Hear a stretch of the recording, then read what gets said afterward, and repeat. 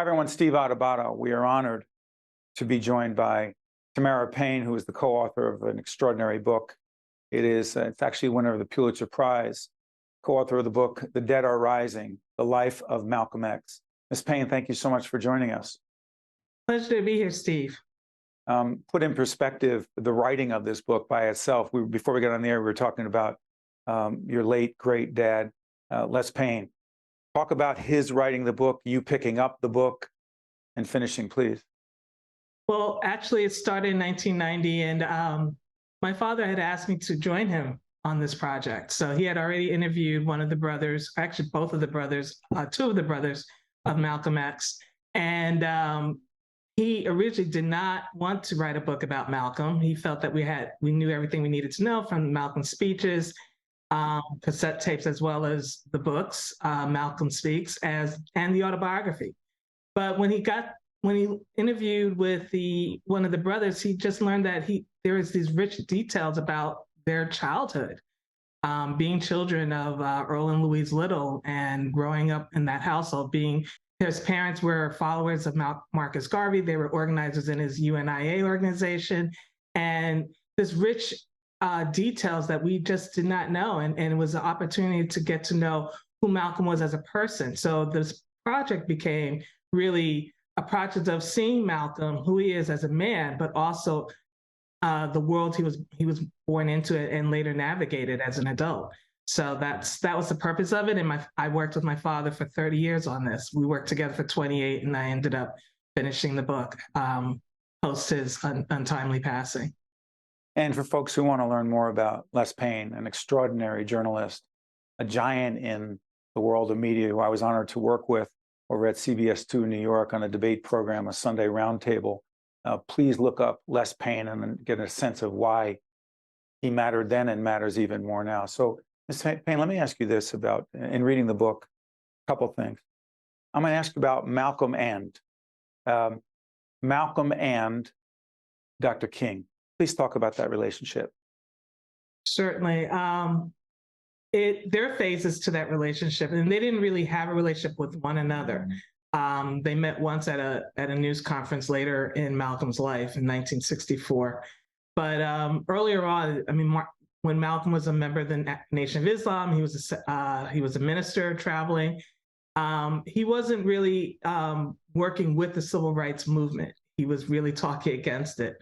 And the media, also saw the Nation of Islam kind of as in opposition to the civil rights movement leaders who were preaching nonviolence. And they felt that what Nation of Islam was preaching, which Nation of Islam was really preaching self-determination on the Black community, but also self-defense, especially when facing violent acts, which they were receiving. They were at the receiving end of. So they were not about turning the other cheek. And so that's kind of where you see the media just placing Malcolm and Martin against each other.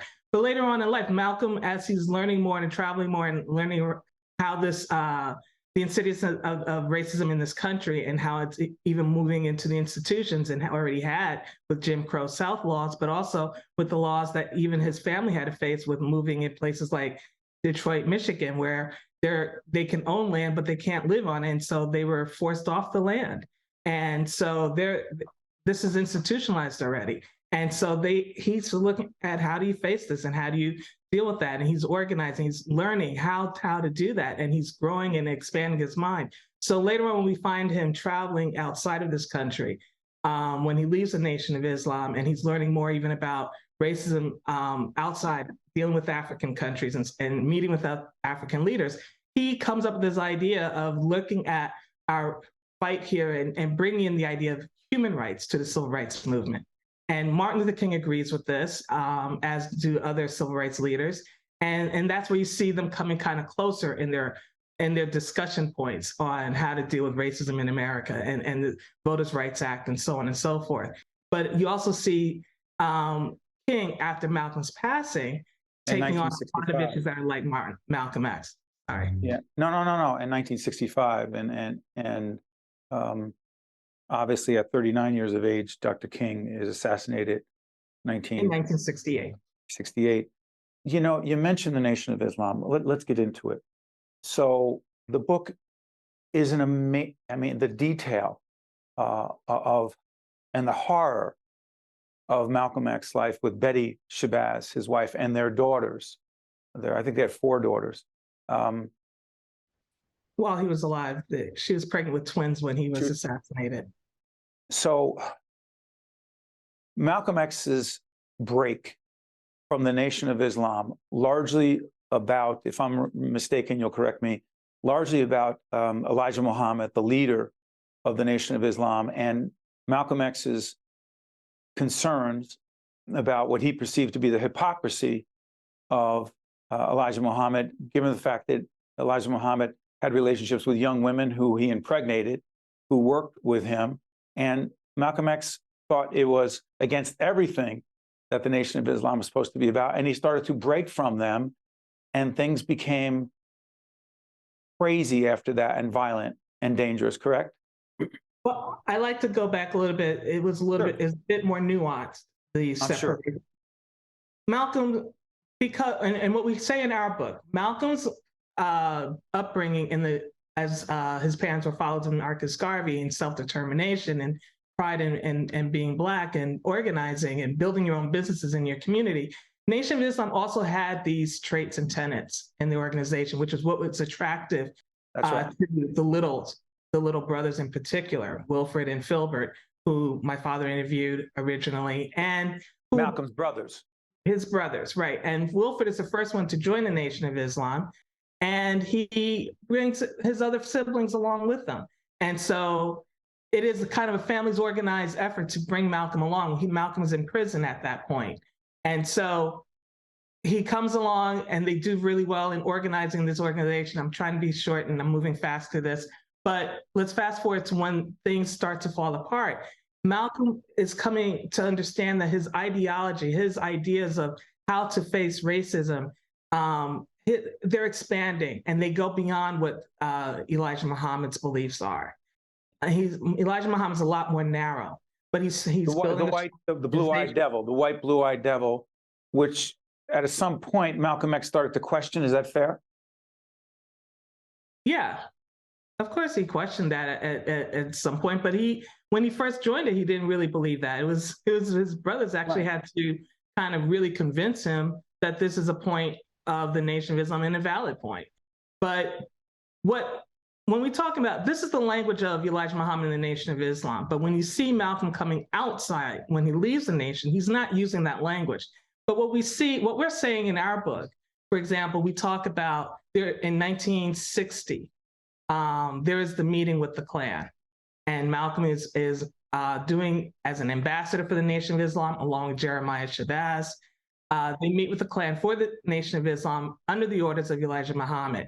And it's kind of in this situation where Malcolm really starts to see differences between him and Elijah Muhammad about how to conduct ourselves as Black people in this country and our survivability here in this country. He doesn't believe in making deals with the Klan.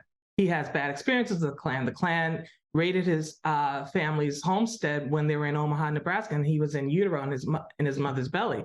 And also, his belief that the Klan murdered his father. So he doesn't want anything to do with the Klan. And here Elijah Muhammad's directing him to meet the Klan. Right. And he wants to have a fight with them. And Elijah Muhammad's directing him to say, what do they want? We may be able to do something and work together. And we have our agenda, they have their agenda. Let's see if we can help each other out. And Malcolm has a big problem with it. And this is where we start to see the separation. And it just kind of grows from there too. So it's not simply that Elijah Muhammad had. Very detailed, and get this book and find out more detail. But let me ask you this: when Malcolm X decides to break from the Nation of Islam and create his own separate organization, 2 organizations, here's the question. The book reveals that there was a very clear plan, a plot to assassinate Malcolm X. And it's very detailed in the book that while he was in Harlem at Mosque number 7, if I'm not mistaken, that there were those in Mosque number 25 in Newark, New Jersey, my hometown, Brick City. I knew where that mosque was, that there were those who were in the nation who went from Newark to that mosque to the Audubon Ballroom to assassinate Malcolm X. Is that a fair assessment?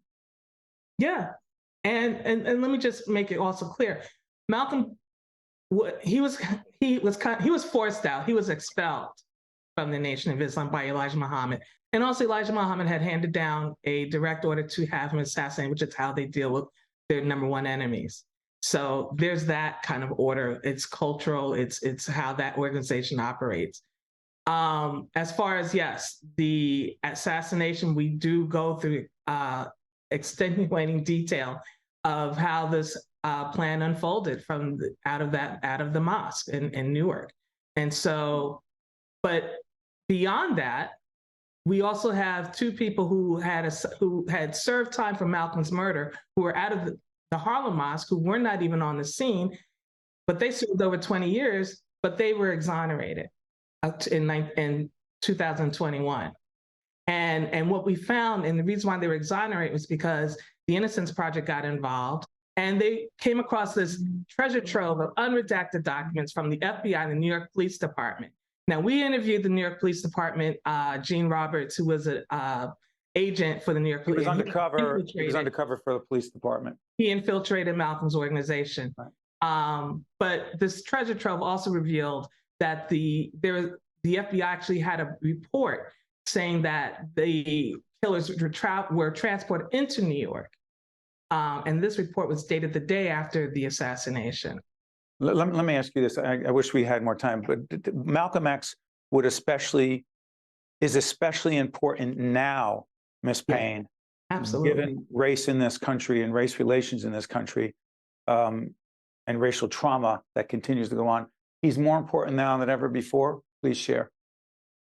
Well, Malcolm's language and the way he would talk about how do you deal with this system that's set up against you, and how do you navigate it, and how do you find, how do you deal with the hatred that's set against you, and while also how do you deal with the hatred that you are turning against yourself as a result of this? And he speaks to that, and young people pick him up for that. They pick him up for how he talked about the system, how he talked about how we could use voting, the Black vote in this country. He talked about this in the 1960s, 1964 and 5, about using the Black vote as a voting bloc. And this was before the Voters' Rights Act was even passed. And so he saw the power structure and how he analyzed what was going on in this country.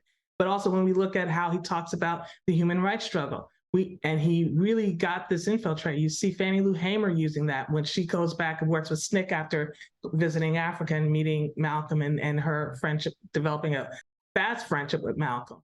And so his language is still alive today. The way he uses, how do you read people? How do you read, people who are coming at you with oppression? And then how do you confront it and how do you deal with it? But also how do you see yourself? And how do you walk through this world? Tamara Payne, together with her late father, Les, who passed in 2018, if I'm not mistaken. Too soon, an extraordinary journalist and made a great impact as the winner of the Pulitzer Prize. The Dead Are Rising, The Life of Malcolm X. Ms. Payne, I want to thank you so much for joining us. Thank you.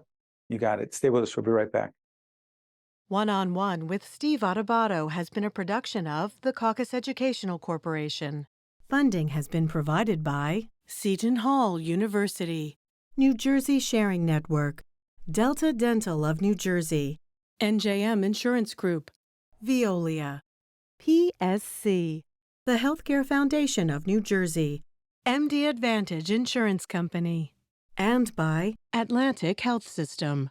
Promotional support provided by New Jersey Globe and by NJ.com. Great drive fuels the leaders of tomorrow and today. Great vision paves the way for a brighter future. Great ambition goes places, moving onward and upward. Great empathy finds strength in kindness and in each other, working together to create something bigger than they ever imagined. Great minds can change the world, and great minds start at Seton Hall.